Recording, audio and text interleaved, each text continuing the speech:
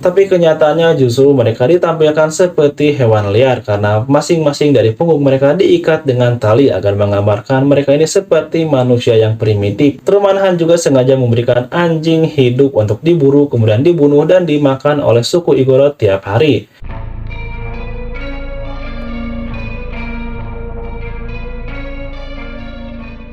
Hai, terima kasih telah mengklik video ini. Selamat datang di channel William Nindra.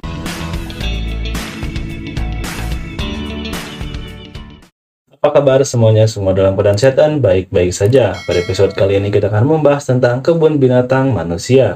Kebun binatang tapi manusia. Maksudnya apa nih?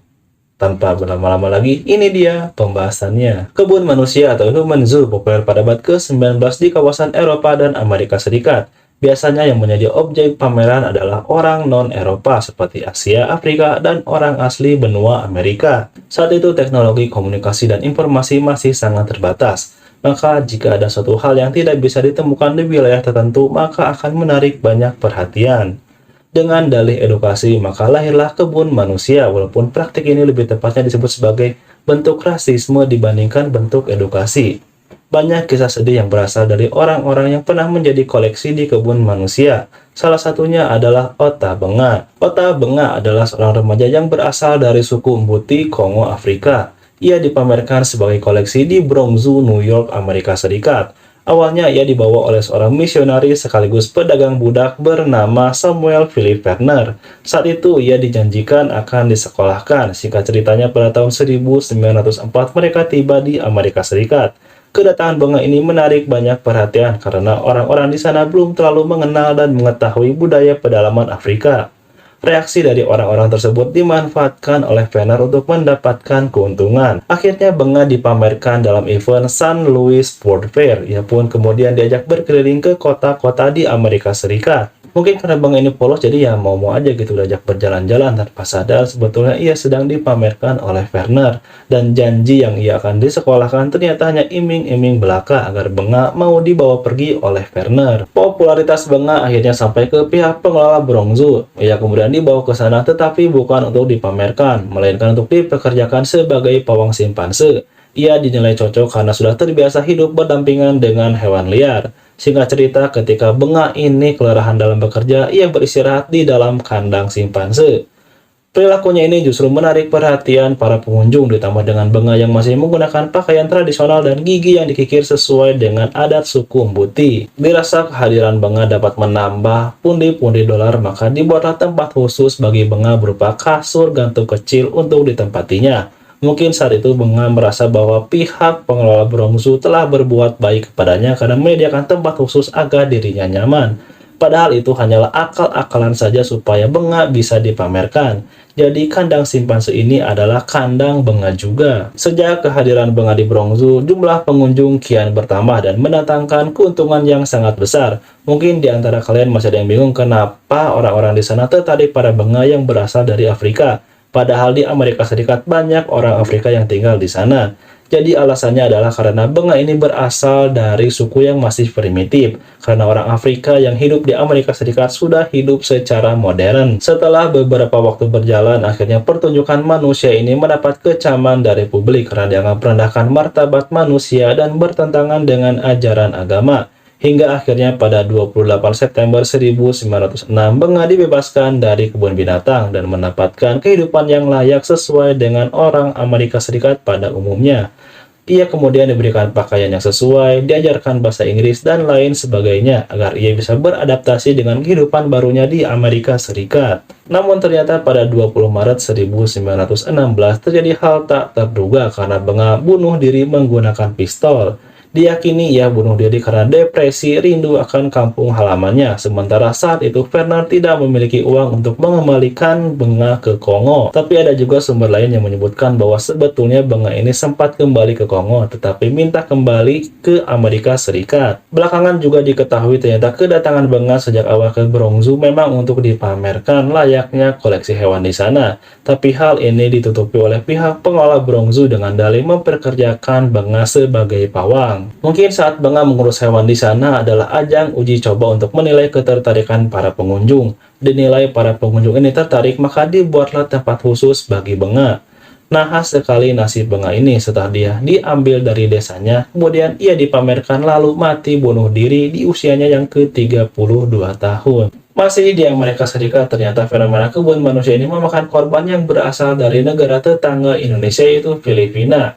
Sebagian besar dari mereka adalah suku Igorot, walaupun terdapat suku lainnya tetapi tidak sebanyak suku Igorot. Saat itu suku Igorot dibawa oleh seorang bernama Truman Han dengan jumlah sekitar 1.300 orang. Mereka diminta untuk memperkenalkan budaya Igorot di Amerika Serikat dan akan mendapatkan bayaran sebesar $15 per bulan. Tapi kenyataannya justru mereka ditampilkan seperti hewan liar karena masing-masing dari punggung mereka diikat dengan tali agar menggambarkan mereka ini seperti manusia yang primitif dan tentunya sebagai gimmick agar menarik perhatian para pengunjung. Truman Han juga sengaja memberikan anjing hidup untuk diburu, kemudian dibunuh dan dimakan oleh suku Igorot tiap hari. Memang suku Igorot ini memiliki tradisi untuk memakan anjing, tetapi hanya pada upacara adat tertentu saja, tidak setiap hari seperti yang dilakukan oleh Truman.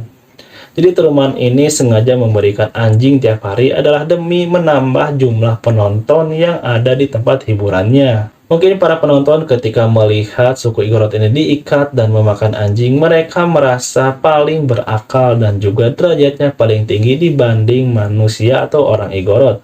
Padahal sesungguhnya merekalah yang biadab dan hina. Pertunjukan Igorot ini sukses membuat Truman Han menjadi terkenal dan bergelimangan harta. Ia pun kemudian diundang ke kota-kota lainnya di Amerika Serikat. Tapi sepak terjang Truman Han ini terhenti karena ia terbukti tidak membayarkan gaji kepada para Igorot. Dan bahkan ia pun membiarkan para Igorot mengalami malnutrisi dan kelaparan. Bahkan beberapa di antaranya banyak yang meninggal dunia. Ia kemudian dihukum 18 bulan penjara. Hanya 18 bulan penjara. Maka dari itu sampai sekarang banyak orang Filipina yang marah terhadap orang Amerika Serikat saat itu karena memperlakukan secara hina nenek moyang mereka. Selain di Amerika Serikat, ternyata kebun manusia ada juga di Brussels, Belgia. Pada tahun 1958, sekitar 598 orang Kongo dibawa ke sana. Dibawanya orang-orang Kongo ini juga sebagai tanda bentuk takluknya Kongo setelah diinvasi oleh Belgia. Dalam event Brussels World Fair, mereka ditempatkan pada sebuah lahan yang berisi gubuk dan desa mini yang dipagari dengan kayu. Para pengunjung, khususnya anak-anak, sangat antusias memberikan makanan kepada orang-orang Kongo. Tetapi justru orang dewasa banyak yang sering menjahili dan mengejek mereka. Praktik biadab ini berlangsung selama 2 tahun atau tepatnya pada Juni 1960 setelah Kongo menjadi negara merdeka. Pemerintahan Kongo saat itu memulangkan warga negaranya yang dijadikan objek pameran. Dikabarkan terdapat 297 orang Kongo yang dikabarkan meninggal sejak mereka dipamerkan. Eksistensi kebun manusia kian memudar setelah banyak negara jajahan yang merdeka dan ditambah dengan berdirinya organisasi-organisasi kemanusiaan yang mengecam segala bentuk rasisme di seluruh dunia. Dan faktor yang paling penting adalah ditemukannya televisi, karena melalui tayangan televisi orang-orang bisa mengenal adat, budaya, dan manusia di seluruh dunia.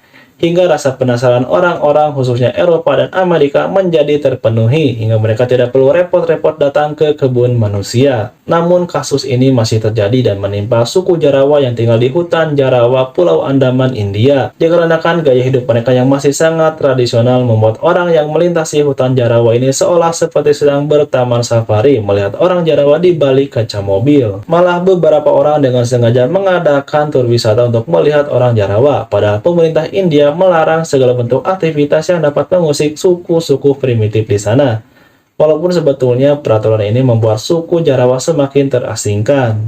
Jadi itu dia tadi pembahasan tentang fenomena kebun manusia yang pernah terjadi. Semoga praktik semacam ini benar-benar musnah karena pada dasarnya manusia adalah sama walaupun berbeda fisik, adat, dan budaya. Terima kasih buat kalian yang sudah menonton video ini sampai akhir. Semoga dapat menambah wawasan dan menghibur tentunya. Sampai jumpa di episode selanjutnya. William Indra pamit.